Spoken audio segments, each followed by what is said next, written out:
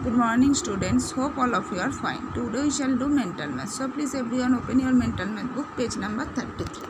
প্রত্যেকে mental math বইয়ের 33 page খোলো। এখানে দেখো কী ধরনের অঙ্ক রয়েছে। নাম্বার 1 আছে রাইট দ্য ফ্যাক্টরস অফ 10। এটা তোমরা নিজেরা করতে পারবে, তাই করবে। ফ্যাক্টর মানে হচ্ছে উৎপাদক বা গুণনীয়, তাহলে 10-এর উৎপাদক নিশ্চয়ই বের করতে পারবে। Number 2 the factors of 13 is 1 and 13, right true আর ফলস। বলছে যে 13-এর ফ্যাক্টর হচ্ছে উৎপাদক 1 আর 13, এটা সত্য না মিথ্যা। 13 একটা কী সংখ্যা? মৌলিক সংখ্যা। মৌলিক সংখ্যার উৎপাদক 1 আর সেই সংখ্যা হয়, তাহলে এটা কি সত্য, তাহলে লিখে দাও true. Next number 3, 100/10 equal quotient dash remainder dash. 100কে 10 দিয়ে ভাগ করলে কোশেন্ট মানে হচ্ছে ভাগফল আর রিমাইন্ডার মানে হচ্ছে ভাগশেষ। কত পাবে? নিশ্চয়ই বের করতে পারবে। Number 4, 125/5 into 4। 125কে 5 দিয়ে আগে ভাগ করে তার সাথে কী করতে হবে? 4 গুণ করতে হবে, তাহলেই আনসার পেয়ে যাবে। Next number 5, 60 minutes equal dash seconds. 1 minute সমান কত সেকেন্ড জানো? 60 সেকেন্ডস। তাহলে 60 মিনিট সমান 60 ইন্টু 60, বোঝা গেল? Next 6, 1 metric ton equal dash kg. 1 metric ton সমান কত কেজি? 1 মেট্রিক টন সমান 1000 কেজি।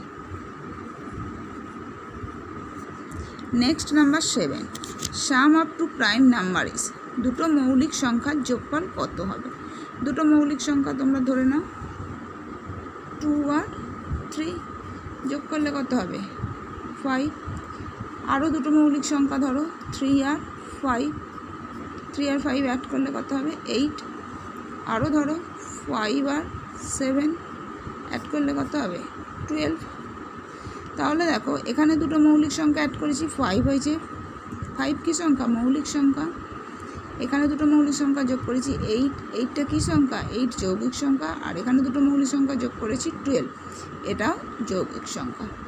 তাহলে আমরা দেখতে পাচ্ছি মৌলিক সংখ্যা হতে পারে, যৌগিক সংখ্যা হতে পারে। তাহলে তোমরা উত্তরে কী লিখবে? যে it can be prime or composite, prime number or composite number.